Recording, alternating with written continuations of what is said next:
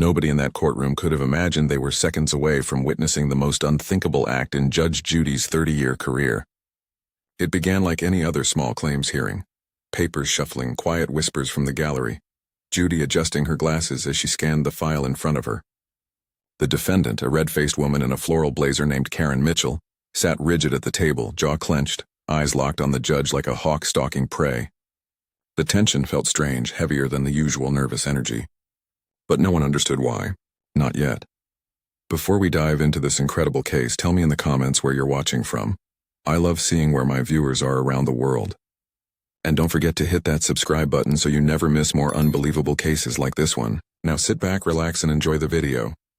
Judge Judy lifted her gaze. Ms. Mitchell, she began coolly, this is your opportunity to tell the truth. Use it wisely. Karen's lips curled into something between a smile and a snarl, and that was the last moment the courtroom felt normal, because Karen wasn't planning to defend herself. She was planning to arrest the judge. Ma'am, Karen said loudly, her voice slicing the air like broken glass, you are in violation of the Constitution, and as a citizen of the United States, I hereby place you under citizen's arrest. The room went silent. It was the kind of silence that doesn't just stop sound, it crushes it. The gallery froze mid-breath. The plaintiff blinked in disbelief. Judy's pen paused in the air like even the laws of motion had been suspended. Then Karen stood. Her chair screeched back. She reached into her purse and pulled out a set of plastic zip ties. The bailiff instinctively stepped forward, but Karen was already moving, pointing her finger at Judge Judy like a sheriff out of a fever dream. You think you're above the law? She shouted. The law answers to me now. Gasps ricocheted through the room. Someone in the back whispered, Is this real? The cameras kept rolling, but the world inside that courtroom had stopped spinning. Judge Judy didn't flinch. Her expression didn't even twitch. She just stared utterly still, her eyes like cold steel. And yet something flickered. A flash of pure disbelief. In 30 years on the bench, she had never seen anyone dare this. Karen took one more step toward the bench, closer than anyone is ever allowed, and raised the zip ties like handcuffs. And in that instant, before the bailiff lunged, before order shattered, before chaos ripped through the courtroom, one haunting question gripped everyone watching. What happens if Karen actually touches her? Because if she did, everything about courtroom justice could change forever. If you think nothing can shock Judge Judy anymore, you're wrong. What happened next left even her speechless. Tap like right now so you don't miss the moment this courtroom erupts. For several suspended seconds after Karen's words cracked across the courtroom, nobody dared breathe. The accusation hung in the air like smoke from an explosion, invisible but suffocating. Judge Judy didn't move. The bailiff's hand hovered near his holster, not because he planned to use it, but because instinct had taken over. The gallery had gone ghost still, as if they collectively understood that this wasn't just a tantrum. This was something far darker. Karen's voice trembled as she kept speaking, but her eyes burned with certainty. You think this room belongs to you, she said, pointing at the bench. It belongs to the people, and I'm the only one in here brave enough to enforce the Constitution. No one laughed, because it wasn't funny. It was terrifying. Judge Judy's courtroom had seen arrogance, anger, entitlement, lies, but never this. Never someone declaring that the ultimate symbol of law and order was suddenly the criminal. And buried under the shock, a new, colder thought began to crawl through everyone's mind like ice. What if she isn't stopped? What if this idea, that anyone with enough rage and delusion can arrest a judge, spreads? What if this moment, caught on camera, becomes fuel for others who believe law is optional, and chaos is their right? Even Judy's courtroom, fortified by decades of authority, now felt fragile. One reckless woman had cracked the foundation, and the room knew it. And it wasn't just Judge Judy's dignity at stake. It was the courtroom itself. The idea of order, the gavel, the oath, the quiet expectation that justice would be protected inside these walls. All of it trembled as Karen stood there, zip ties gleaming under the fluorescent lights like a mockery of handcuffs. The plaintiff, a young man who had come here only to settle a lease dispute, sat paralyzed. His life had already been turned upside down once by Karen's defiance of their agreement, and now he watched her try to upend the very system that could make it right.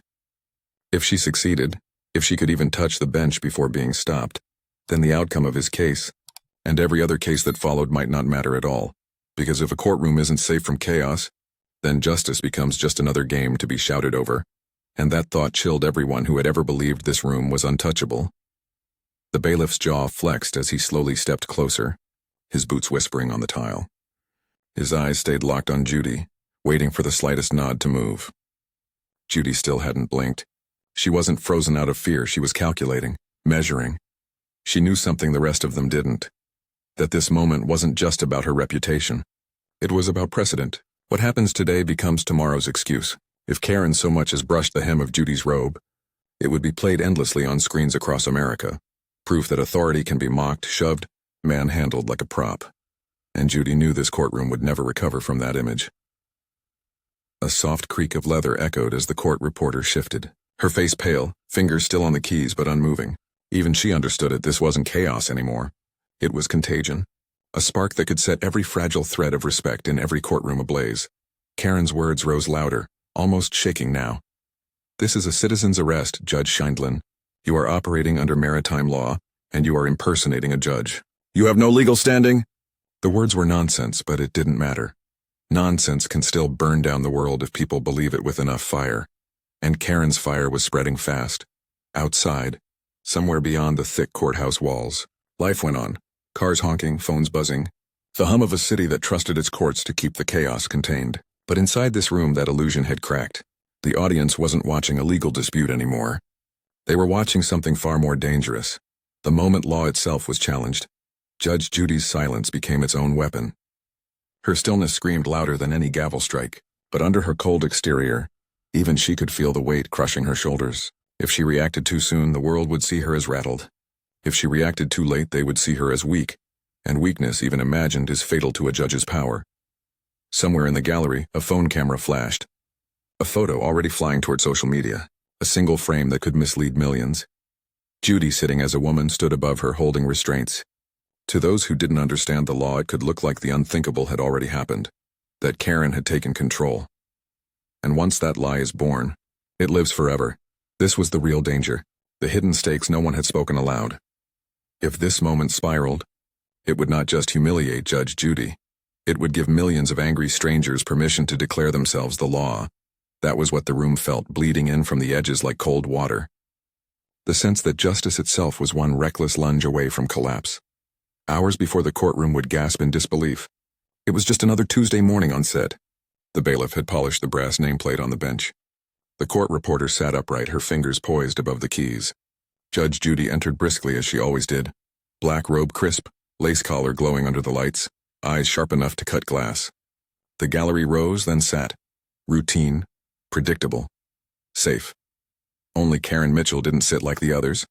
She lowered herself into the defendant's chair as if she were taking a throne, not a seat. Her chin tilted high, her hands folded like she was the judge and Judy was the accused. Even her breathing was theatrical, slow, deliberate, every exhale echoing louder than it should have. She never blinked. She didn't need to. Her eyes were locked on Judy with the fixed, defiant focus of someone who had come here not to defend herself, but to deliver a reckoning. Her case was simple on paper.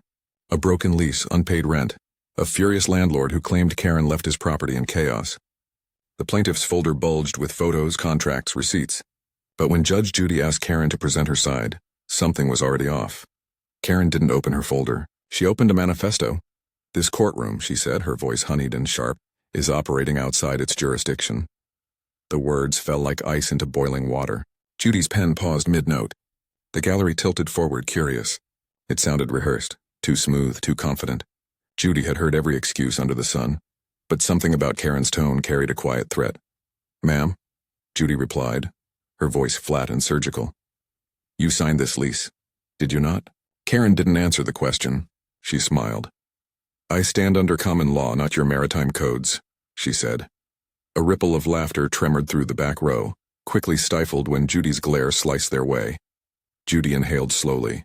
"We are not on a boat, Ms. Mitchell. Try again." Karen tilted her head, her grin growing wider like a child who had planned a prank no one else understood. She began pulling papers from her bag, not evidence, but printouts of constitutional amendments, scribbled charts, even what looked like a laminated citizen's oath card.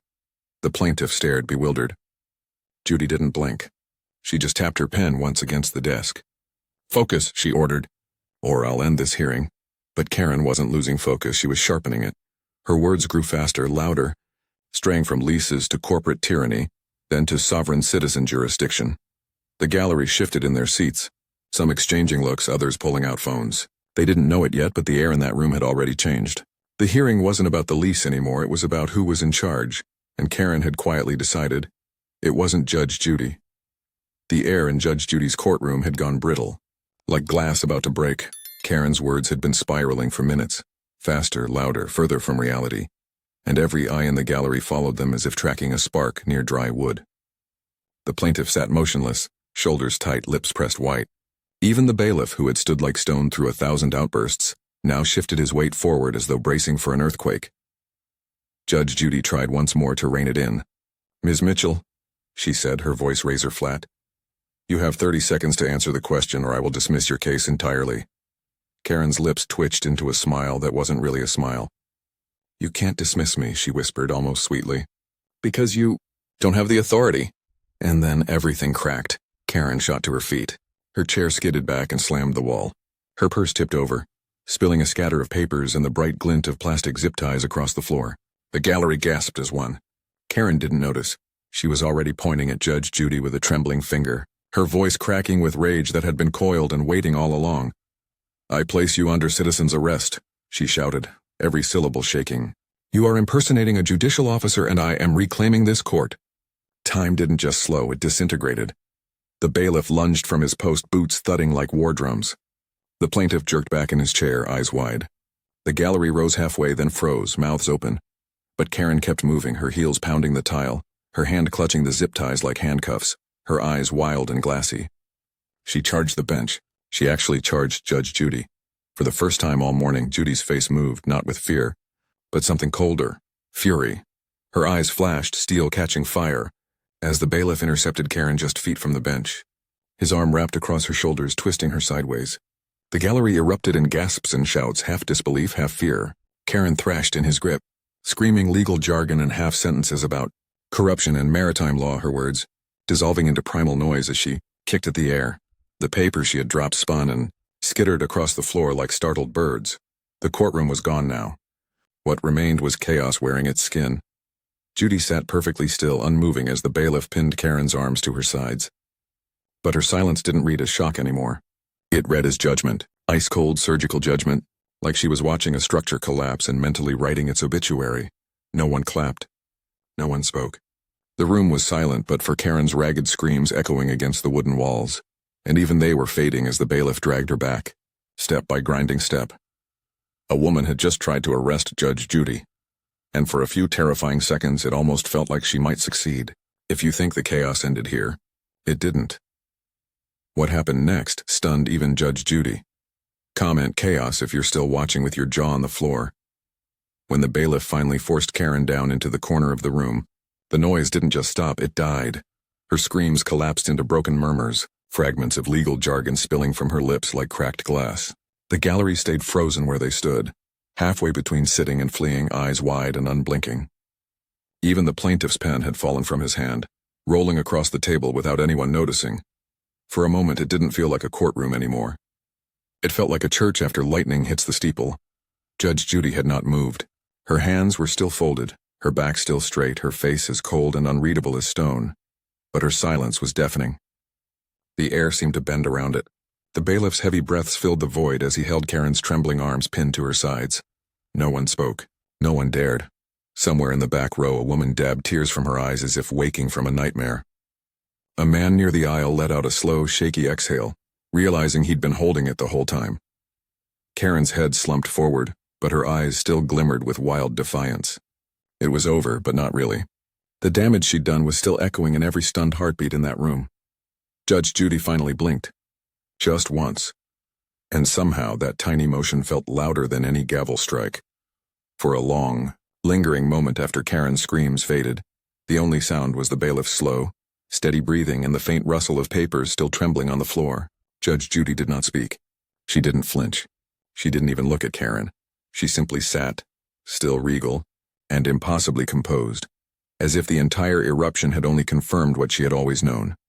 That chaos burns itself out, and law survives by standing perfectly still. Then Judy moved. One finger tapped the bench. Once. Sharp. The sound cracked through the room like a starter's pistol and everyone jolted. The bailiff froze mid-motion. The gallery sat as if pulled down by invisible strings. Even Karen stilled, her lips parting just enough to let out a faint, disoriented gasp. "Release her," Judy said. Her voice was soft, almost gentle, but it sliced through the room like chilled steel. The bailiff hesitated, glancing back for confirmation. Judy's eyes didn't flicker. "Release her," she repeated, softer. Slowly, the bailiff loosened his grip. Karen's arms fell to her sides like dead weight. She didn't run. She didn't shout.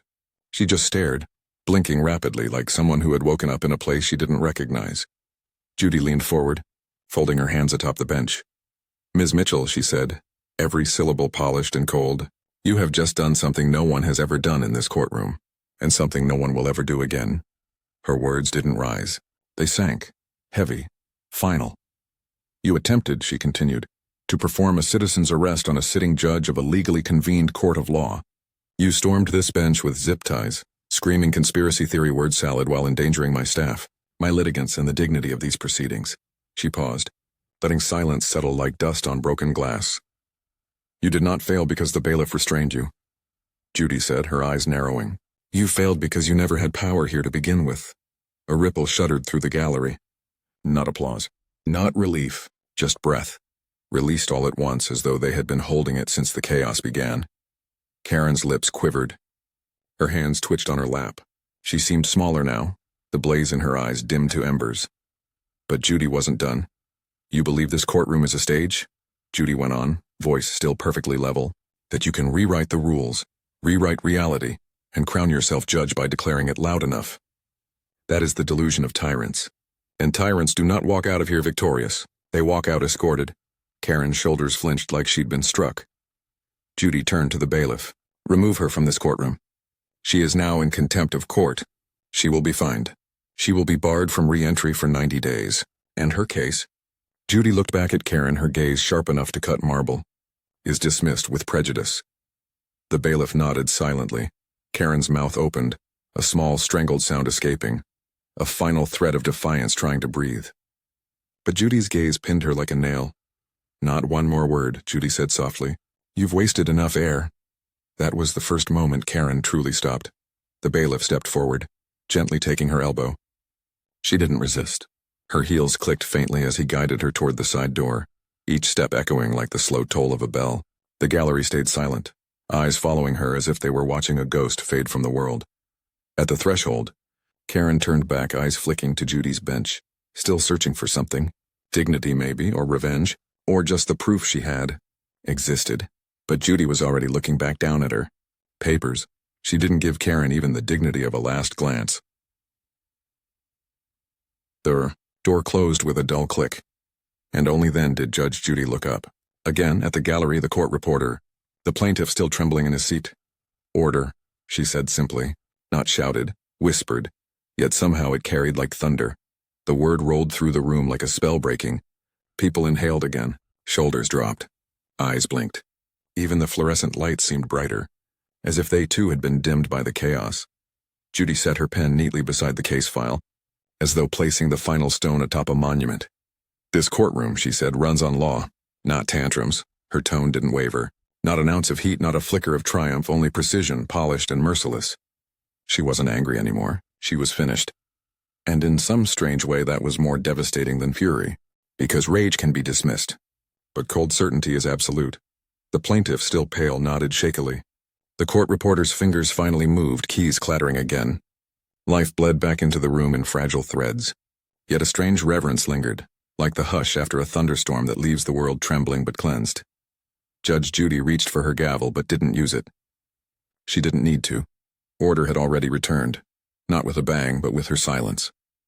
When the door finally closed behind Karen Mitchell, it didn't sound like wood meeting wood. It sounded like the world exhaling. The gallery sat frozen, still half expecting her to burst back in. But she didn't. She was gone, swallowed by the very system she had tried to overthrow. The plaintiff sagged back into his chair, shoulders trembling with relief he didn't even try to hide. The court reporter's hands hovered, unsure if this moment belonged in ink or in silence. And at the bench, Judge Judy simply reset her papers, her expression carved from stone, as if nothing extraordinary had happened at all. But everyone in that room knew something had.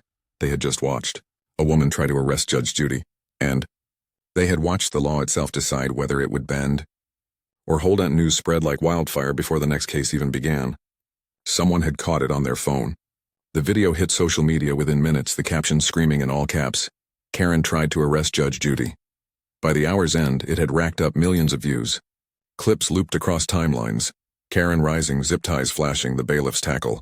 Judy's face frozen in unflinching calm. People couldn't look away. Some laughed. Some seethed. Most just stared in stunned disbelief, realizing they had just watched the closest thing to anarchy ever allowed inside a courtroom, and watched it fail. Outside the courthouse, reporters gathered like storm clouds, microphones ready for a soundbite Judy never gave. She left through a side corridor, her robe trailing behind her like a shadow. No statements. No explanations. Just silence, because her silence had already said more than words ever could. By evening, the court released a formal statement.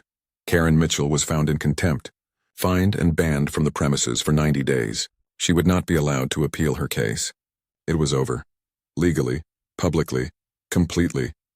But something deeper remained hanging in the air, heavier than the headlines. For the people who had been in that room, it wasn't just a viral clip or an outrageous moment. It had felt like watching a sacred line be crossed and then redrawn, sharper than ever.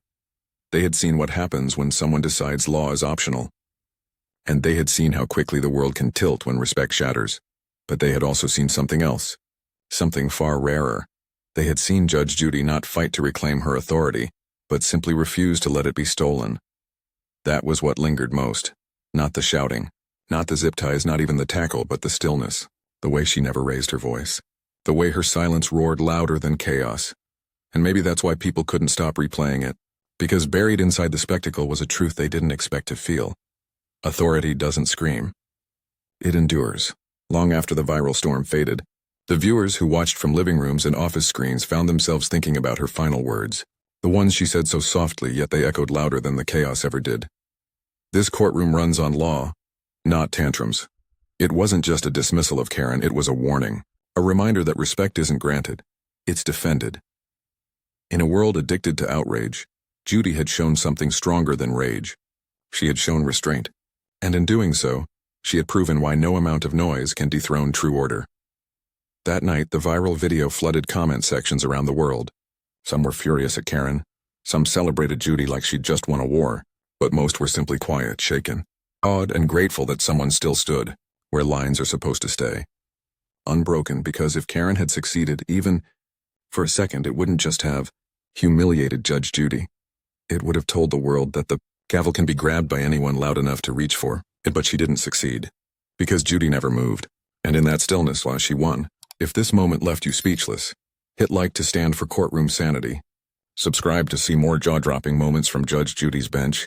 And comment, law wins, if you believe chaos never stood a chance against her.